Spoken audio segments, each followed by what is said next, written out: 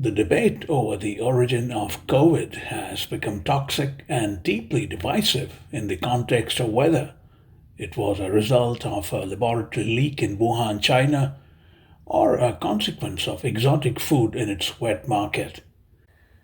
Last week, both the US Department of Energy, or the DOE, which is in charge of labs in America, and Federal Bureau of Investigation FBI Director Christopher Wray sharpened the lab leak theory by saying the virus could have potentially leaked from a Wuhan lab. This is even as four US intelligence agencies disagreed with the assessment. Even though the DOE and Wray spoke with low and moderate confidence, respectively, the COVID origin has once again come under sharp focus.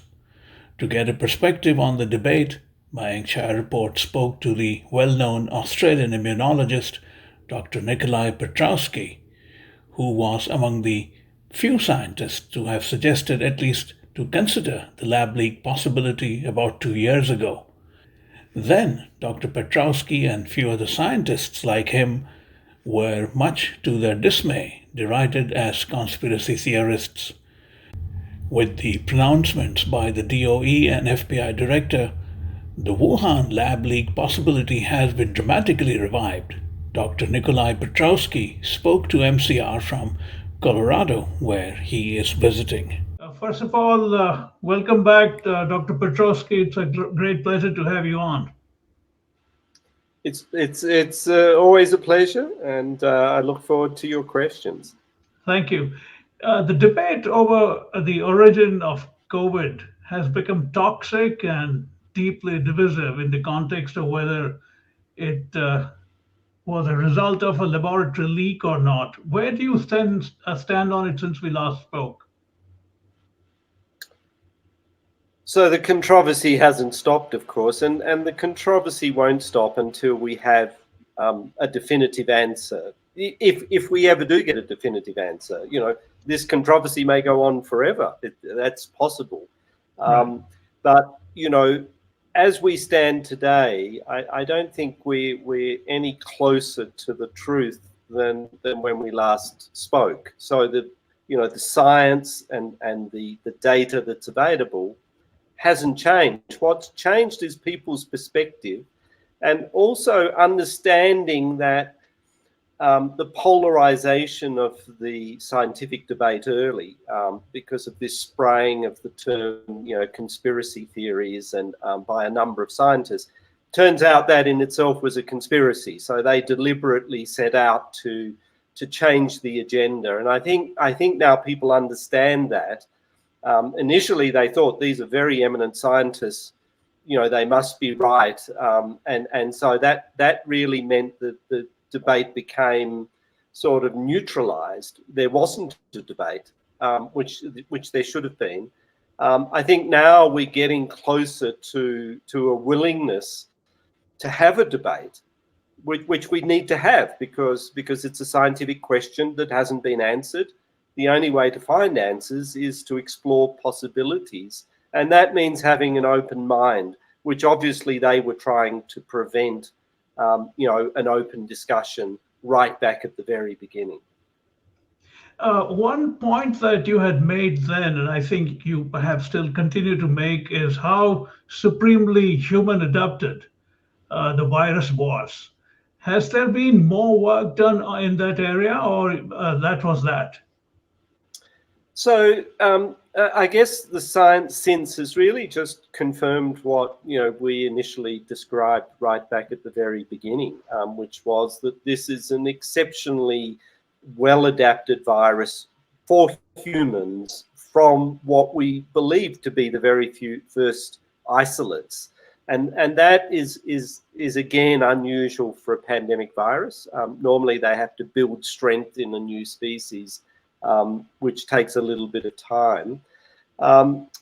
Obviously, since then, we've seen the virus itself mutate even further, not so much to increase its ability to infect cells, but more and more to escape the pre-existing immune immune response, whether induced by prior infections or by vaccination. And again, that's a property we predicted. But so what we're seeing is the normal progression of the virus as it continues to mutate, adapt, and optimize.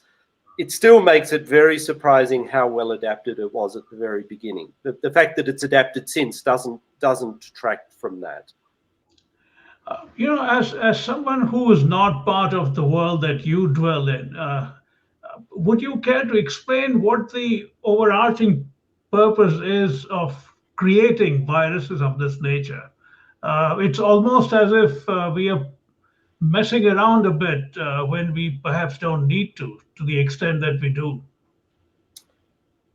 Look, I mean, science is about exploration, and why do we manipulate viruses and explore possibilities? Why do we go to the moon or want to go to Mars? I think it is part of the human condition that we don't accept the status quo. We really want to push boundaries and understand the limits of nature, and maybe in all of us there's an element of we all want to be a creator, in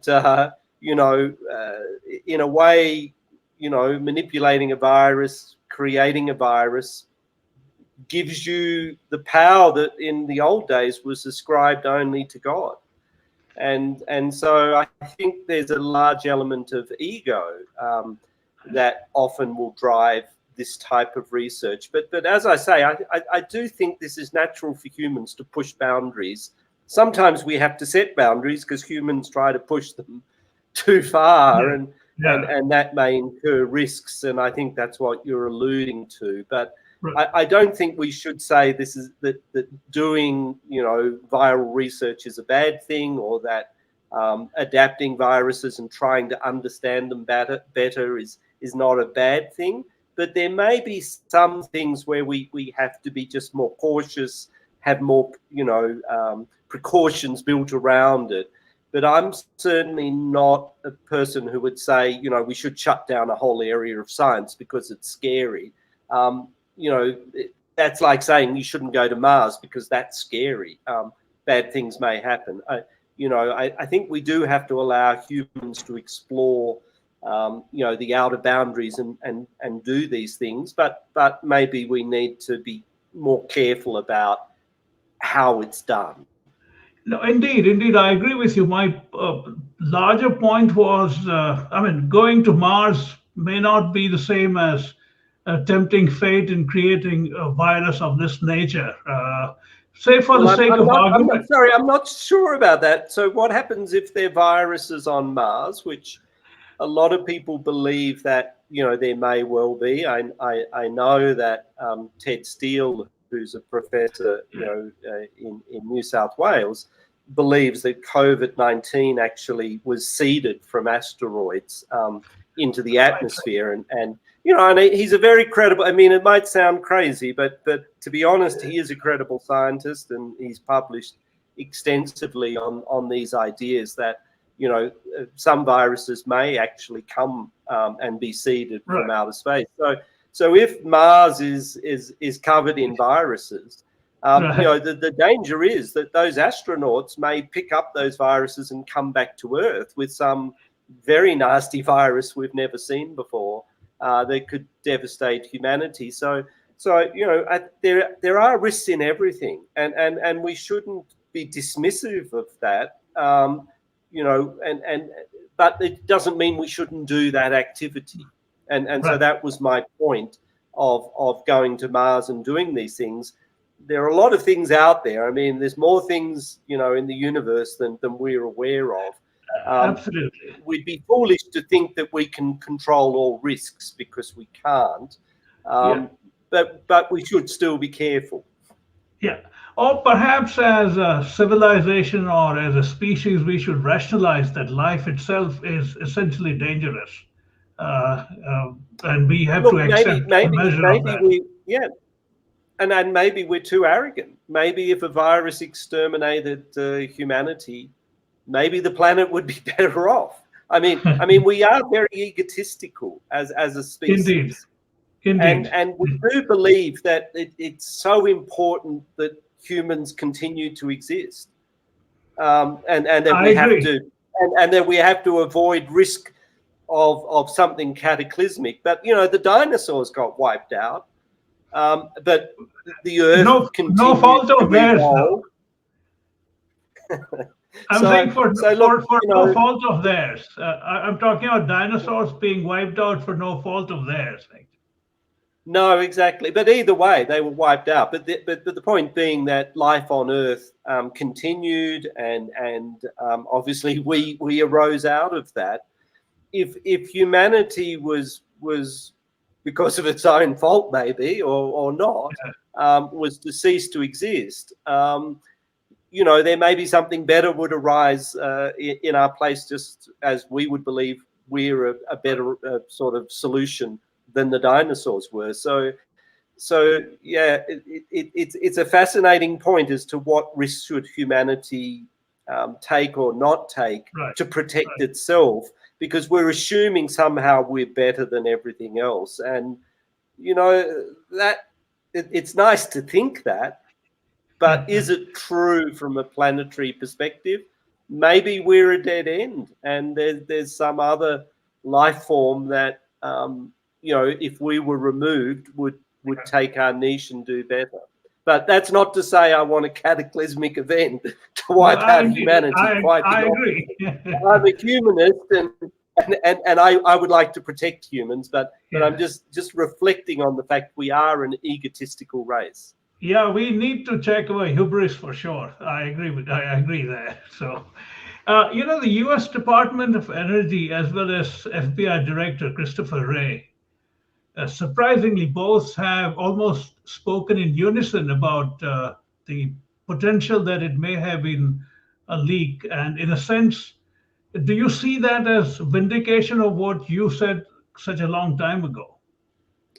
Look, absolutely. Again, I think that the problem was that, these government bodies are very conservative. And when they all saw, a group of very preeminent scientists as a group say, the idea that this came from anything other than an animal is preposterous, and anyone, adopting that view as a conspiracy theorist, clearly those large government organizations, that pushed them a million miles away. They didn't want to be seen as crackpots, or these again are major institutions, and they have reputations that they want to protect.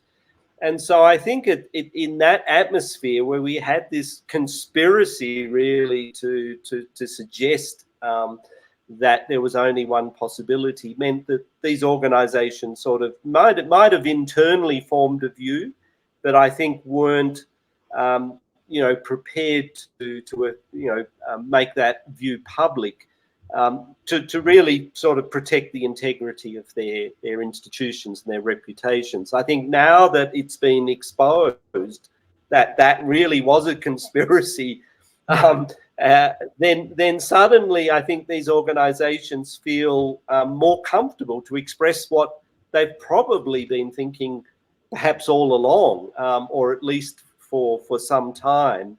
It's now safe to express themselves, and as I say, I think that's a tremendous change, and hopefully a lot of these other organizations that sat on the fence and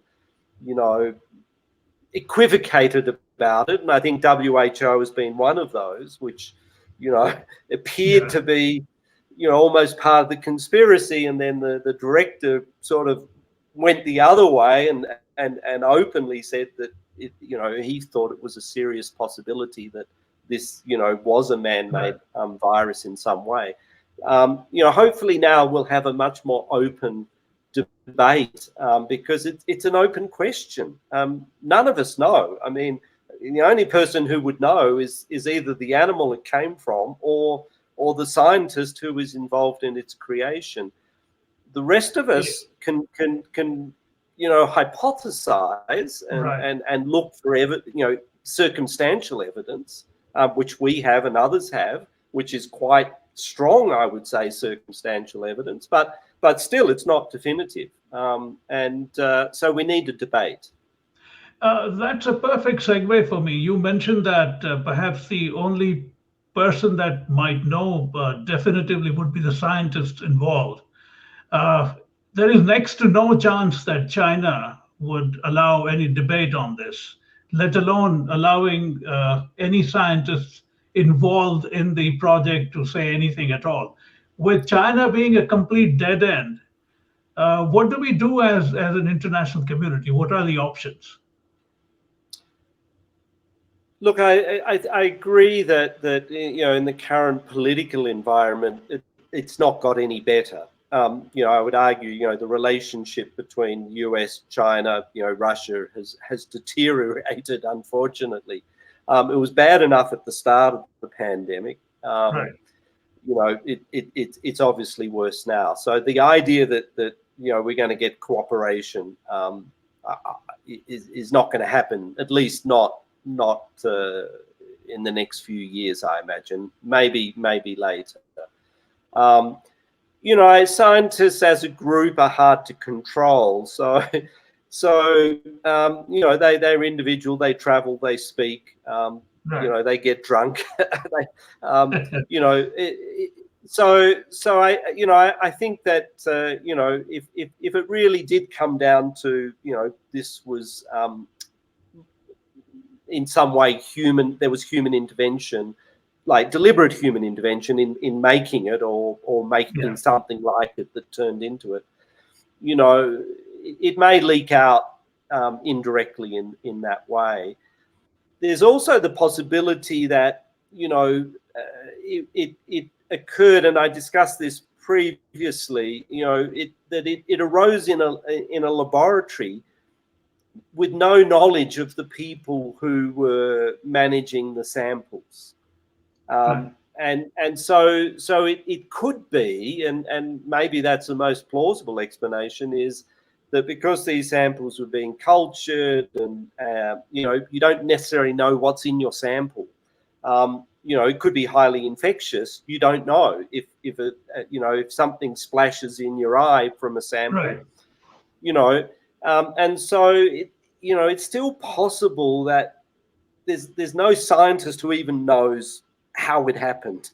Do you know what I mean? They may have suspicions, and I think the fact that the Wuhan Institute of Virology put in new containment systems, they put in a lot of new regulations, sterilization systems, air conditioning that we know after this event, to me suggests that they at least have a suspicion that it somehow arose from the lab. But it doesn't mean that they were actually deliberately creating this virus. It could still have just been inadvertent, coming out of a sample that they were culturing, infecting a lab member who then went out and infected other people unknowingly.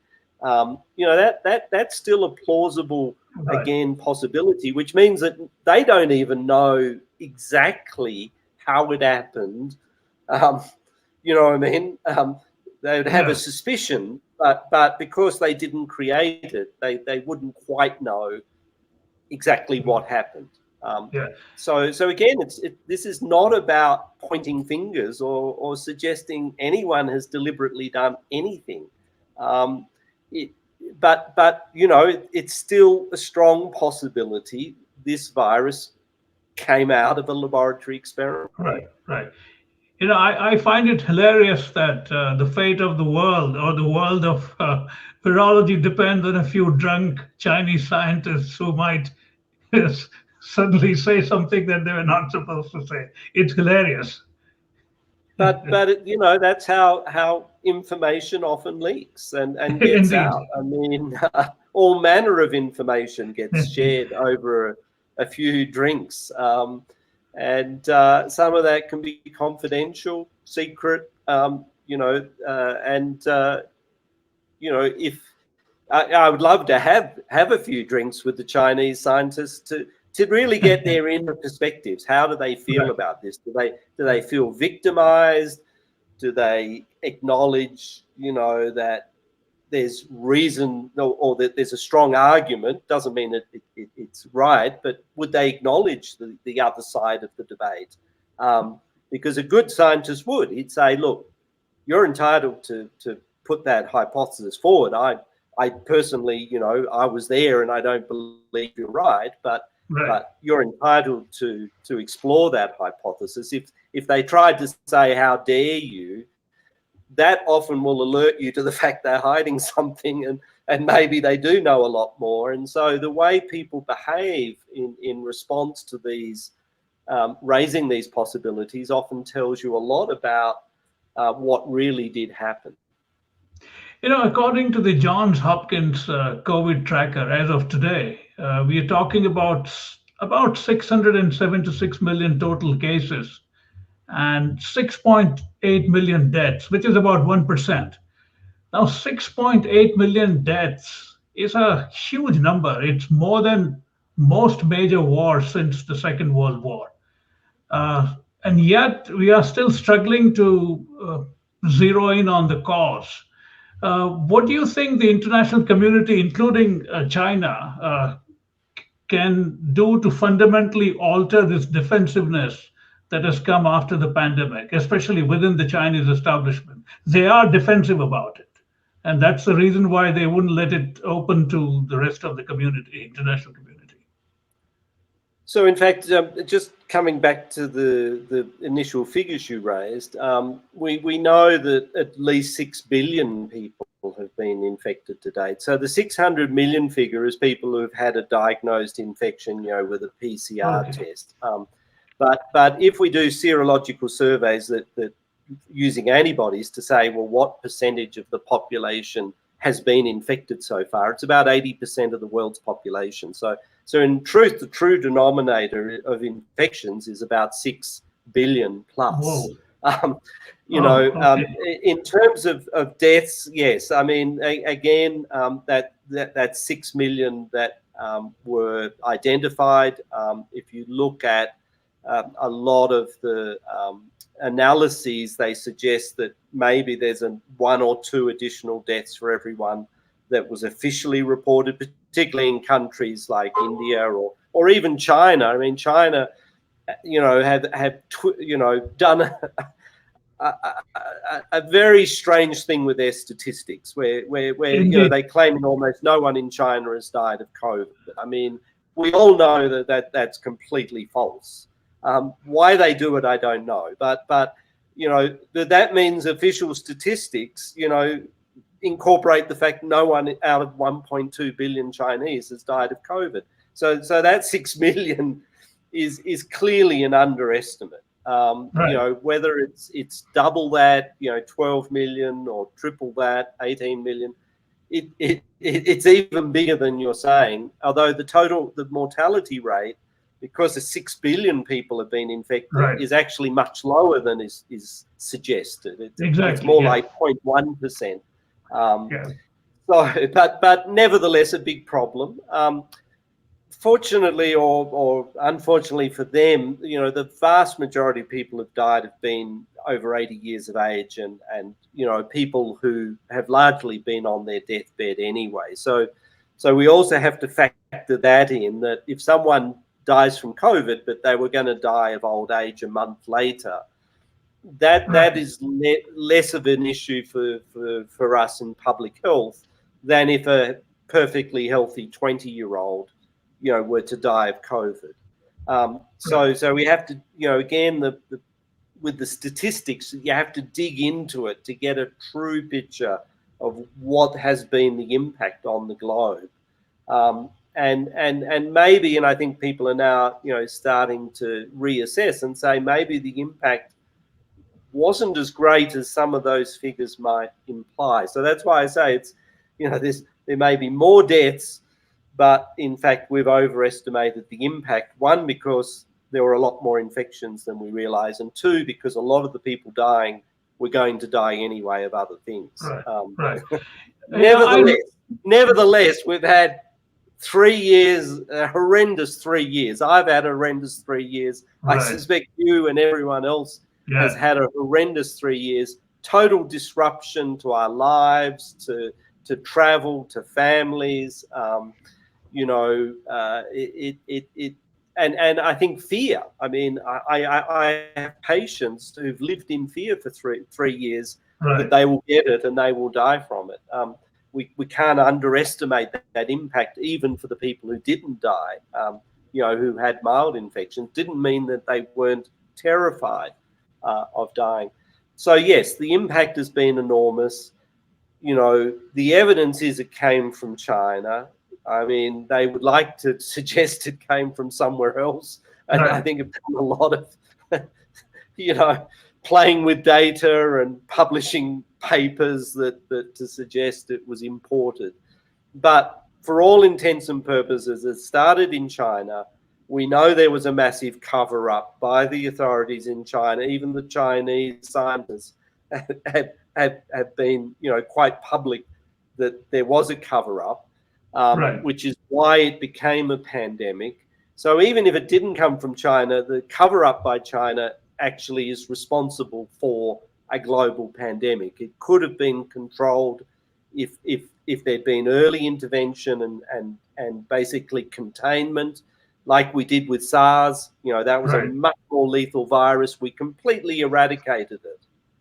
Right. Without vaccines, without antivirals, just by simply identifying people who were contacts and isolating them until they were clearly either not infected or recovered from infection, from taking those, very simple basic principles early on, we were able to eradicate it. That should have been the case for COVID-19. It wasn't Right. because there was a massive Chinese government cover-up. We shouldn't forget that. So even if it didn't come from China originally, I believe it did. But even if you thought it didn't, they have a responsibility because it could have been shut down then and we wouldn't have had a global pandemic. They're the key questions, I think that need to be put to the Chinese, that they need to take responsibility for and tell us how that isn't going to happen next time. So what guarantees can they give that there won't be another attempt at a cover up the next outbreak that occurs in China? Unless we have that guarantee, we're all, vulnerable to another global pandemic. Absolutely. It's astonishing that what you're raising essentially comes down to one man, Xi Jinping, who has basically concentrated all powers in him as an individual. So to think that a single individual will decide whether what you're saying will happen, it is unsettling, it's extraordinary, and it's unbelievable at some level.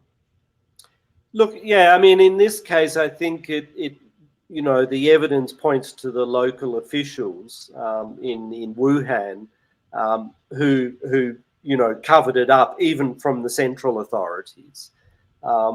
So I don't know that you can put the responsibility on him for the initial cover up, but No. I'm saying now.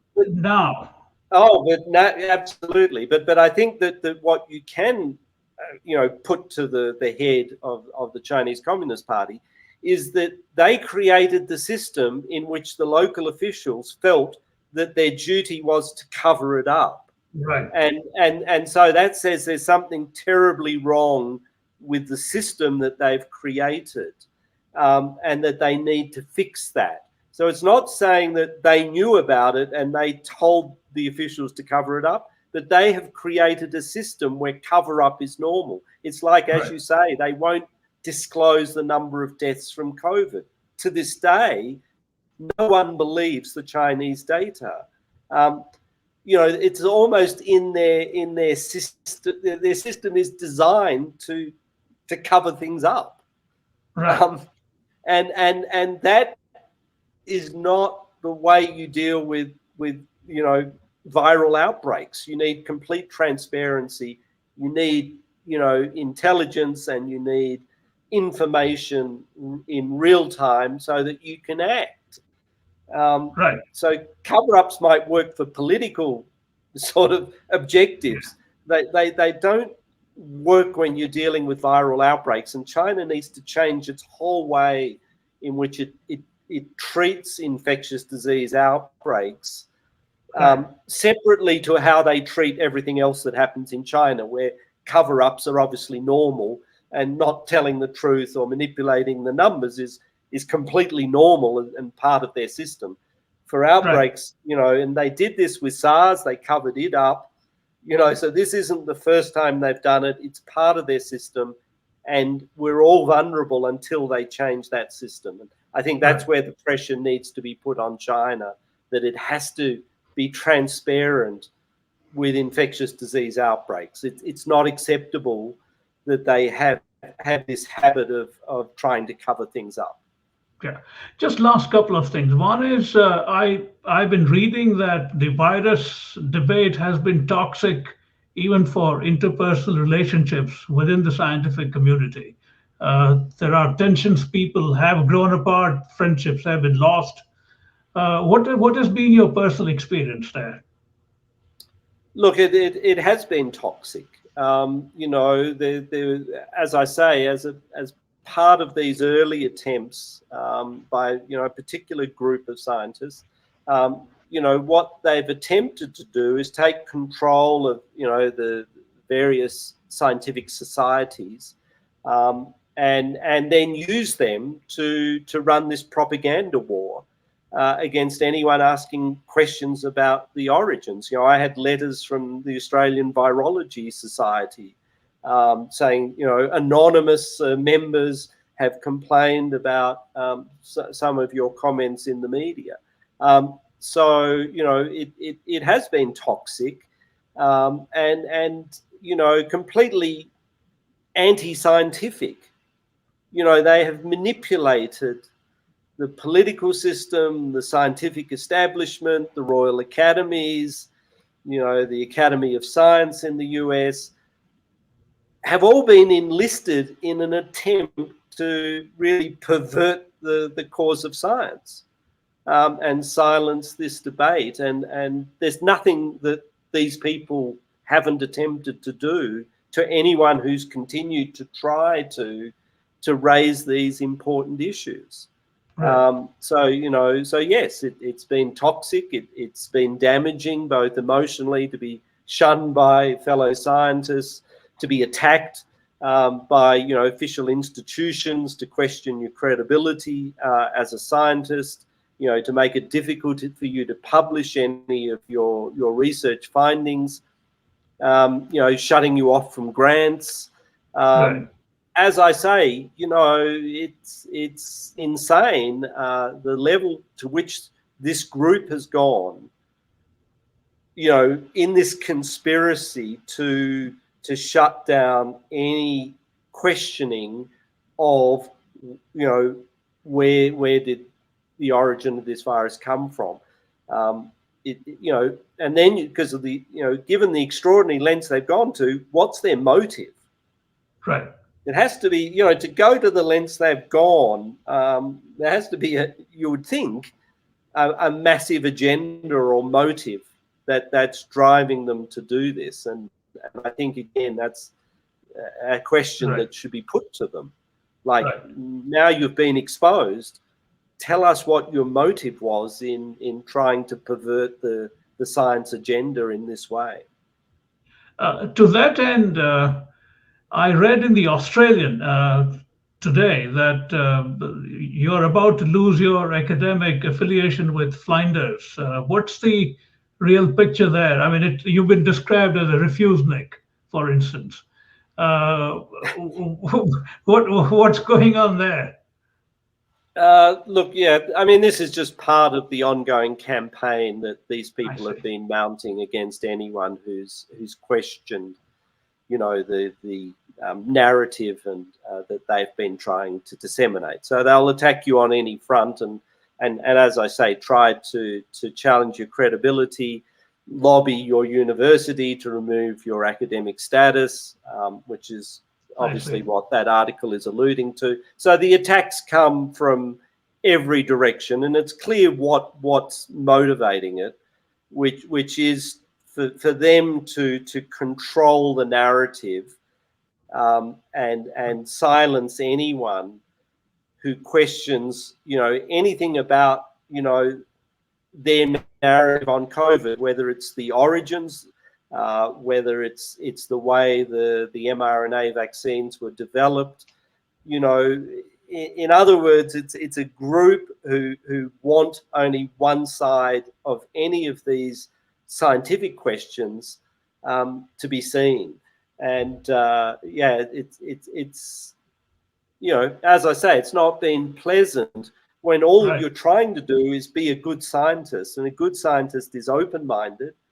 They look at all possibilities and then try to systematically exclude the ones that are incorrect, and hopefully end up with the correct possibility. But these Right. people they shouldn't be allowed to call themselves scientists, because what they're trying to do is say there's only one perspective and there's only one right answer, and that's the answer we give you, and we don't want to even prove to you how did we come up with that answer. You just have to accept it. That is anti-science, and as I say, those of us who are fighting to get science back in the center, and again, as I say, this is not just about the origins. It's about, what's the scientific evidence for locking down whole populations rather than just the people who've been in contact with, say, a virus early on. What's the evidence for shutting down whole countries? What's the evidence for cloth masks or flimsy surgical masks for preventing viral transmission? What's the true status of the mRNA vaccines? Were they, properly developed, or was it short-circuited? These are all questions that we should be debating as scientists, and they're questions that this group do not want to see any debate. So the way they attack you is obviously to try and cut you off and isolate you, including by lobbying your institutions, whether that's the universities, or through the academic societies, or through the medical boards. This is the way they've been operating for 3 years. I mean, it's insanity, but I can tell you it's very real. And I'm not the only person they've tried to silence. They've been trying to silence doctors and scientists all around the world in this way. It's extraordinary, the level of coordination that is required to take out, eminent scientists and doctors globally and silence them all at the same time. Imagine the level of coordination and the power you would have to be able to do that. And yet that's what they've done. It sounds depressing. It is depressing if we don't get it back to where it was before. Right. In other words, I would just like the world to get back to where it was 4 years ago, when scientific establishments worked, where there wasn't this attempt to take control at a level we've never seen before, and really, whether it was because they felt that with a pandemic, it's better to only have one voice, to have one opinion, but what if that opinion is wrong? And I think in many cases it has been wrong, and that's a fundamental problem in our society now, that if you have a group who say, okay, it's a pandemic, so we make the orders and everyone obeys, and it doesn't matter whether we're right, we're wrong, whether the science is in favor of what we're saying or not in favor, you just have to all do it, and anyone who questions it is going to be ostracized and exiled. I mean, that sounds more like Soviet Russia, or I mean, yeah, it does. It's not the world in which we thought we were living. until we experience the last 3 years. Yes. What's your personal plan? Do you go back soon, or do you consider maybe something here in the US? Yeah, look, that's exactly what I'm doing at the moment, is exploring, Okay. where is a safe home, a home where science is still, open-minded and allows you to probe important questions, and doesn't try and prejudge it, and only allow you, to do the bits of science that you're allowed to do because the rest is too scary or too controversial.